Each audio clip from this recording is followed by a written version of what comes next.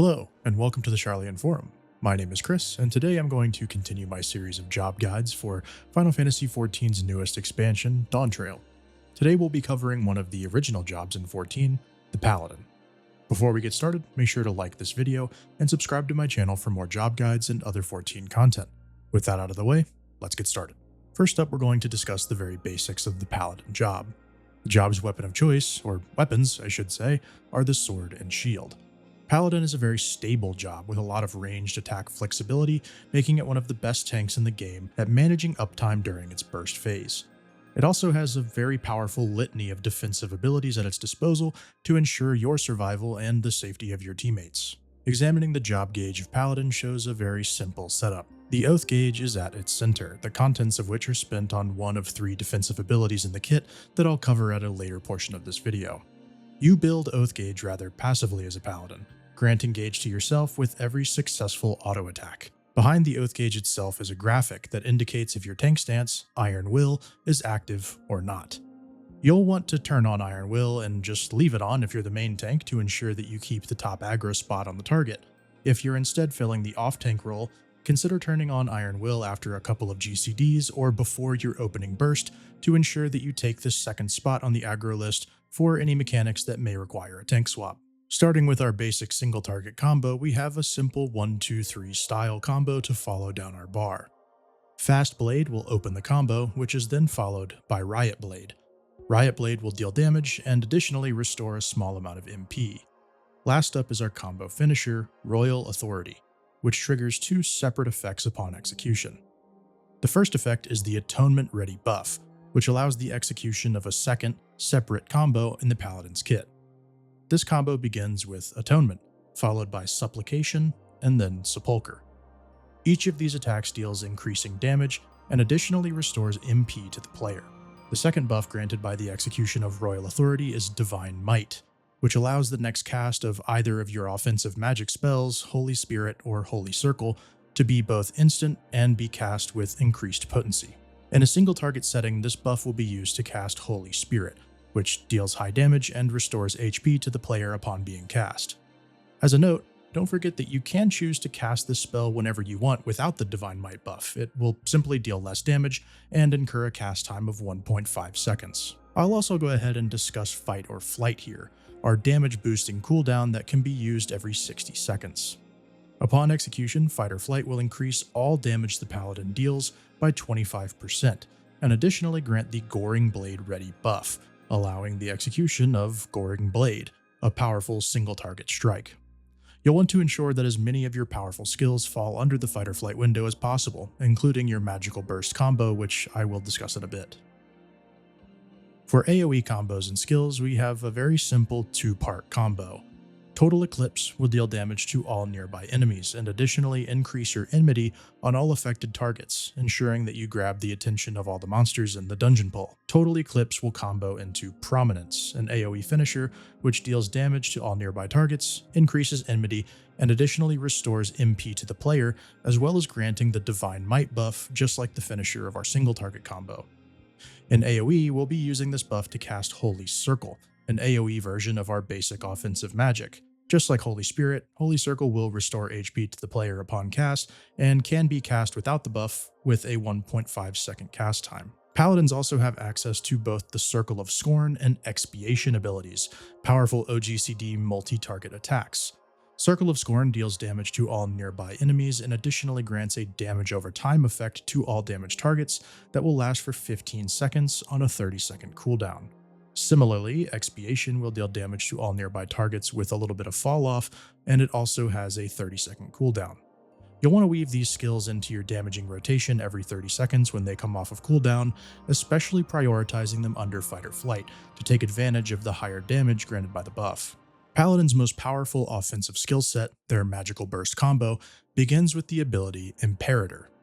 As a note, despite its appearance as a sword attack, Imperator can be used from a range of 25 yalms, allowing you to enter your burst phase basically at any distance and whenever you want without consideration to your proximity to the boss.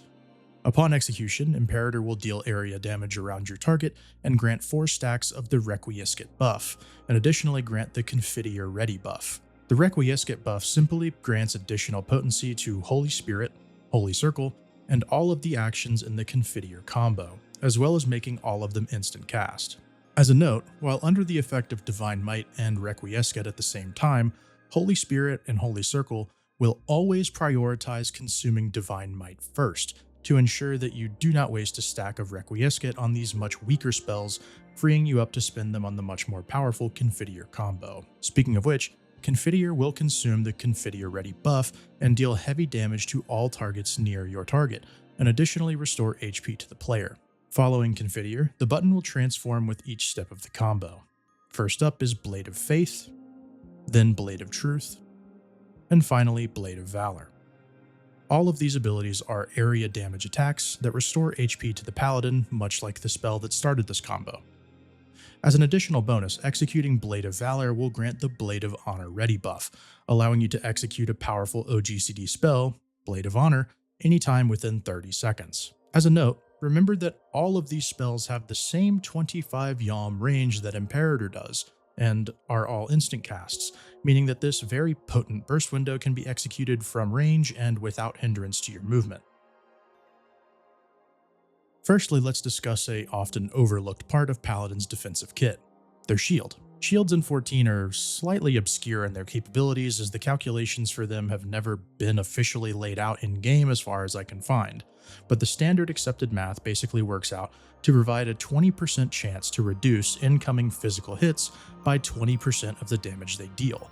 Now, this isn't a huge amount of mitigation, but it can mean surviving a boss's auto attack or not if a block is triggered. It's just something to consider. Paladin's signature defensive ability, Holy Sheltron, has a long tooltip with a lot of words, but it's easiest to consider this a 12-second ability with one effect falling off every 4 seconds. For the first 4 seconds, you will take 30% reduced damage from all sources and have a medium potency regen, granting you passive HP. For the 4 seconds after this, you'll have a 15% damage reduction in the regen, while the last 4 seconds you will have only the regen active, meaning you're taking full damage again at this point. Holy Sheltron is one of the abilities that uses our job gauge, the Oath Gauge. It costs 50 Oath Gauge and has a 5-second recast timer. Remember that you build Oath passively by auto-attacking, so you will not build Gauge if you are disengaged from the boss. Be sure to keep 50 Gauge on hand at basically all times to ensure that you have the ability to press this button for incoming damage. While we're on the topic of spending Oath, the other abilities that use this resource are Intervention and Cover. Intervention is a powerful party utility that essentially lets you use Holy Sheltron on another party member with a slightly reduced effectiveness, granting them damage reduction and a regen. While its initial damage reduction is lower than Holy Sheltron, it can be boosted if it's used while under the effect of Rampart or Guardian, making it an extremely powerful skill for clutch saves or casting on the main tank if you're in the off-tank role in a fight. It also costs 50 Oath Gauge and has a recast timer of 10 seconds. Cover is a slightly more eclectic skill that tethers you to a chosen party member for 12 seconds. During this 12 seconds, all damage that your tethered party member would take is instead dealt to you, making this skill more useful for extremely niche saves and content like dungeons more than anything else.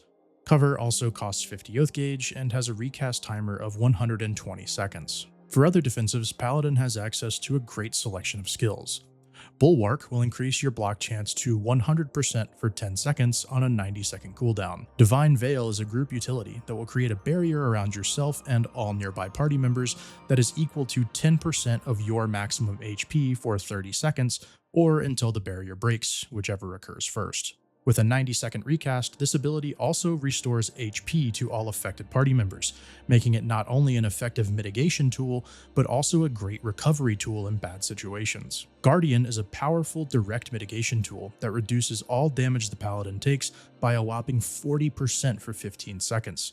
Additionally, it creates a barrier equivalent to a 1000 potency heal for that same 15 seconds or until the barrier breaks, whichever occurs first.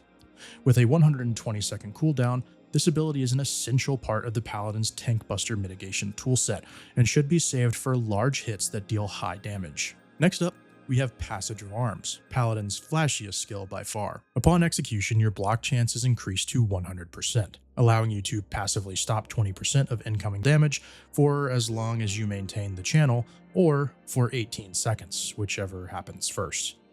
More importantly, however, is that a cone is created behind the Paladin. All party members standing within this cone will take 15% less damage from all sources for as long as they are inside of the cone. This is an essential skill for large sweeping attacks like phase transitions or arena reset mechanics for the Paladin, and serves as a great piece of kit for their defensive repertoire. Note that executing any other actions or moving during the channel of Passage of Arms will end this channel instantly, removing both the blocking buff and the mitigation cone. And finally, Paladin's invulnerability skill is called Hallowed Ground. Hallowed Ground is an extremely simple skill, just granting total invincibility to damage for 10 seconds. The recast timer for this ability is a whopping 420 seconds, or 7 minutes however, so be sure that you will not need this for any other mechanics or busters before you hit it for something frivolous. For miscellaneous utilities, Paladin has a few buttons to consider. Shield Bash is a quick strike that stuns the target for 6 seconds on impact. This has limited usefulness, but with smart utilization, it can serve a purpose in dungeons and other mid to low tier content. It's especially helpful in deep dungeons. Shield Lob is a simple, spammable ranged filler attack that has the additional effect of generating enmity, making its main purpose really picking up dungeon monsters. It's better to cast Holy Spirit when you're disengaged from a target, but if you ever find yourself just needing to fill an GCD very quickly or without MP, then this can be a good skill to press. Clemency is a potent single target heal that the Paladin can cast on themselves or a party member. This can be a great tool for saving pulls if a healer is down, or for a clutch last second save if someone's just a little bit too low on HP to survive a mechanic. As an additional benefit, when you cast Clemency on another party member, 50% of the health restored to them will also be restored to you, making casting this on others still a net gain to your own HP bar. And lastly, we have Intervene, a simple gap closer that has 2 stacks with a recharge time of 30 seconds. This is an essential ability for closing distance on bosses or for speeding up your dungeon travel. For their opener and rotation, Paladin has a fairly set-in-stone loop that ensures maximum damage is happening under your buffs. Since both Imperator and Fight or Flight have a 60-second cooldown, we want to ensure that we're under both effects simultaneously as often as possible. For your opener, you'll want to cast Holy Spirit just before the boss is pulled. This is just free damage that we can cast as our first action in a fight, not only for the potency, but also to ensure that we hit the aggro list right away. You'll then open your combo with Fast Blade into Riot Blade. You'll weave a potion here if you're raiding, then end your combo with Royal Authority. You'll want to double weave Fight or Flight and Imperator here, then immediately press Confiteor. Double weave your Circle of Scorn and Expiation, followed by Blade of Faith, weave Intervene here for some free potency, Blade of Truth, another Intervene, Blade of Valor, and then weave Blade of Honor. Next, you'll dump your Goring Blade buff, followed by your full Atonement combo, and then your Holy Spirit.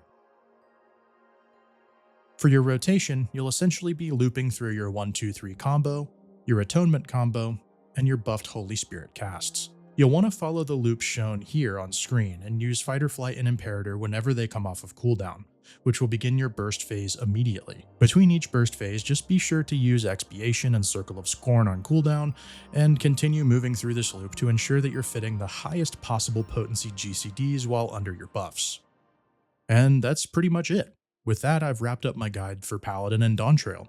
I really enjoy the flexibility that having an all-ranged instant cast magical burst phase affords this job, and the ability to stay on the move for mechanics while maintaining your burst feels extremely rewarding and powerful. Defensively, Paladin is an absolute beast and can slug it out with the strongest attacks with its powerful mitigation, healing, and shielding capabilities. All in all, it's a super well-rounded and powerful tank that feels great to play and simple to understand, while still being engaging and dealing good damage. How about you? Do you enjoy Paladin's current kit, or do you want to see some changes? Let me know down below in the comments, and don't forget to subscribe for more job guides and other 14 content. Be sure to share this video with your friends to make sure that they know what their buttons do. I'll see you on the next one. Bye.